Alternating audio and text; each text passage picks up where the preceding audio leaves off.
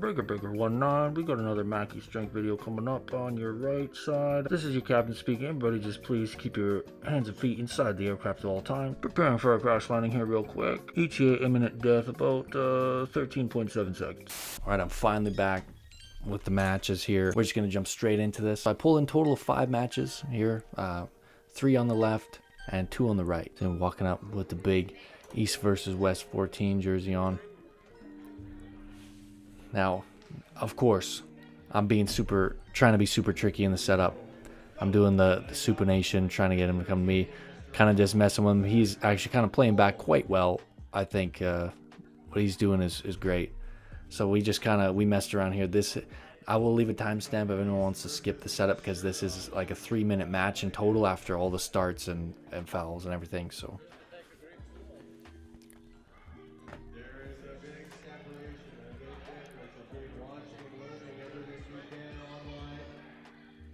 Yeah, so I'm still supinated. I'm just trying to get the ref to turn us over, and then we actually end up getting ref's grip there because we're just not quite agreeing. Shoulders, don't move your shoulders. Table 2. Don't move your shoulders. Looks like a strong back pressure. Don't move your center, guys. I will close you first. Go! Don't move your hands. That's the win. Back pressure tank. Don't move. Stop. You're moving in the referee's grip. Movement in the referee's grip. 1 foul. That is a big no-no. You don't want to do that. All right, on table 2, Matthew gets 60 seconds, and you stop Matthew to table 2. Shoulders, don't move. Shoulders, don't move. Center, don't move. Yeah, so I'm just trying to get that height. I'm still kind of supinating, and then just as they're closing us here, I actually got a good top roll pretty much to the pad outside the strap.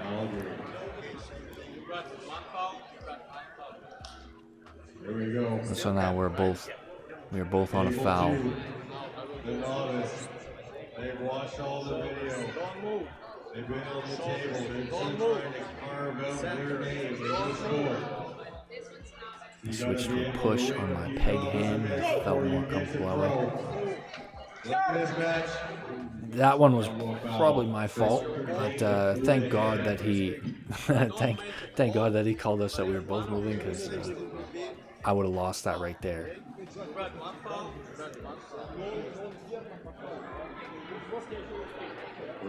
He's actually kind of, now that I see this, he's actually kind of taking a bit of a low hand. Maybe he's trying to do a low hand top roll. I'm not sure. Trying to take advantage of every trick they can. I got good height, I got good depth over too. Now that start I didn't feel quite as good, but you see I just get a little regrip and I'm able to take more of the hand. And so I dropped down to my one knee here, and I was just waiting. And then I felt like I could just transition into the press, and I did a pretty beautiful transition, if I do say so myself. I've never done that in a match before, but I know I went through to my headlocks, and I think every top roller should have a great press, I think. Because honestly, I couldn't finish there from the top roll. I had good hand control. I couldn't finish that. So being able to come inside and just drive down on it was perfect. Okay, so now we are back up. Again on the left hand. This guy's got some big arms. I should have been a dick and actually rubbed the chalk off my hand because I didn't want as much on him.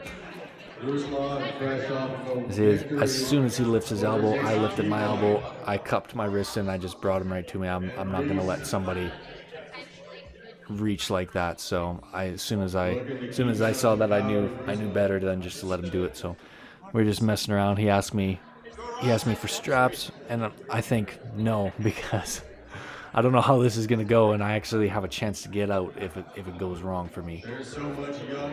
So I'm like super high on the knuckle. I'm damn near double capped. I might actually be double capped here. Doing that definitely on purpose. I actually don't have a bad start. I kind of have hand control. We're stuck in the middle. Actually not a bad match, but he starts pulling me down, so I slipped out. I actually had some good purchase on that one for just the size difference in the upper bodies here. I wasn't expecting that. I thought I was going to get smoked.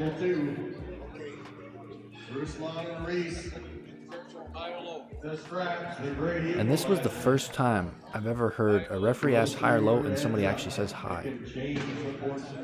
I'm not sure why people do that.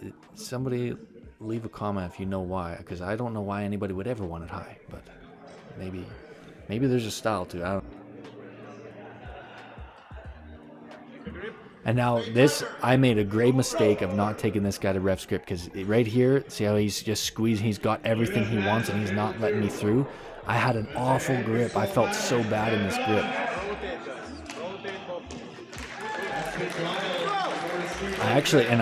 I'm able to like my pronation, that 116 pronation is still strong. You see, I'm trying to get out because I feel like I'm so far into this guy's hand and I just don't have any purchase to the fingers that I'm trying to attack. I really should have fought longer to get into a ref's grip. But I don't know why I felt like I don't know why I felt like I shouldn't take more people's time or something. I don't know. I thought I was being a dick, but I should have actually took everybody to ref's grip, I think. I like ref's grip more. There we go. I have a slightly better grip in this one. I'm able to pronate. I cracked his wrist right back, but my problem is I don't have enough elbow flexion at the moment, I don't think. There's definitely something to be said about like the side pressure that you do gain from arm wrestling or training it. Either way, maybe both. But being able to stay kind of this way, but even if I wasn't able to, if I had a stronger, back pressure, stronger arm, whatever, if I was able to keep him there, because if I cracked his wrist and if I was able to keep him somewhere in the center or even just above the pin pad, probably could have won that one. But I didn't have enough arm. As soon as I cracked his wrist back, but I just drove straight down to the pad. So that's something I'm working on here now. So I am 1-1. Now this guy in the setup, he actually didn't feel like he was going to be much. Like I saw him pull, so I knew he was going to be strong. Again, like I don't know why I just thought like I'm being too annoying. I should just let take a grip. But I should have just kept fighting. I should have went with what I was thinking about doing and just getting to that referee's grip like I did in the first match. But this guy, something about him, super strong wrist flexion. Rotate. Ready, go. Stop. He had super good cup, and he had like just the way that he set up, and it just felt like there was all this dead space in here. Again, I think ref's grip would have been a little bit more interesting, but yeah, the guy crushed. We are out on the left arm, but we still got right arm coming up. First match back, we're against the same guy. Yeah, so this one actually I had a slightly different approach. I was trying to stay more in. I was actually thinking that if I could just get my own wrist cup, like if I could cup him and drag him away from his shoulder. Couple of young up-and-comers here at table one.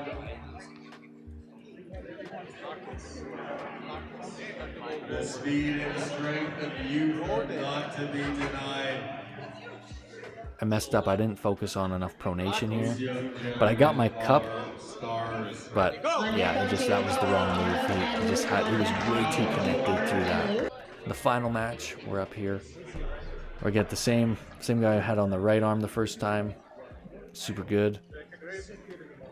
Super strong dude. And again, I didn't take him to ref's grip. I started to kind of go that way, and then I ended up just taking a grip. I think I'm probably going to fight for referee's grip from now on. I think I like referee's grip more.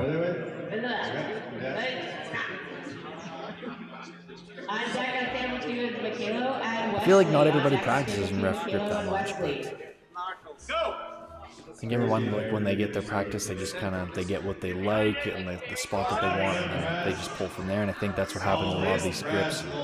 But if you take them to a ref's grip, it is a little bit different. And this one, I don't know. It felt a lot different. Like I don't know if the ref's grip was the difference there, but I'm just gonna watch that back in. Like I had decent hand control. I had him rolled over a little bit, had him cupped, and he had a good enough connection to start ripping through that. I slipped way too late, and losing position, and that's a loss for me. So that is all my matches at the Provincials. I had a ton of fun. I had a group of friends with me, so it wasn't so bad. Trained super hard for this one. This was like a 5-month training block, and I mean, I thought I came in pretty strong. I know I got smoked in a couple of those matches, but that second match on the left arm, I was actually quite surprised with myself. My pronation obviously pretty damn good right now. Cracked his wrist. Definitely got to work on my grips and my setups, but that'll just come with competing more. This is the fourth time I've competed, and it's against some of the best in the province, so can't be too mad with that. And I think with that said, that is about all I have got for right now. So I'm going to continue to train. I'm training a slightly different way now. I'm going to leave the rise and pronation floor lifts alone for just a little while. I still like those lifts. Obviously, they did great for me. But I think I'm going to do a lot more of my lifts on the table and really trying to focus on keeping this angle. So then I have a good lock this way. And then obviously, if somebody tries to drive back, they run into the pronation that I got access to. Maybe if I can always make my cut better, obviously, my rise. But if they run into a wall here, then they run into a wall here. Hopefully, that's my theory. If someone's driving away, they can't crack my hand, I crack theirs, and then my arm doesn't open up. Because obviously I got decent enough hand control in most of those matches, but just need a little bit stronger arm. That is what I'm focusing on. Till next time, signing off.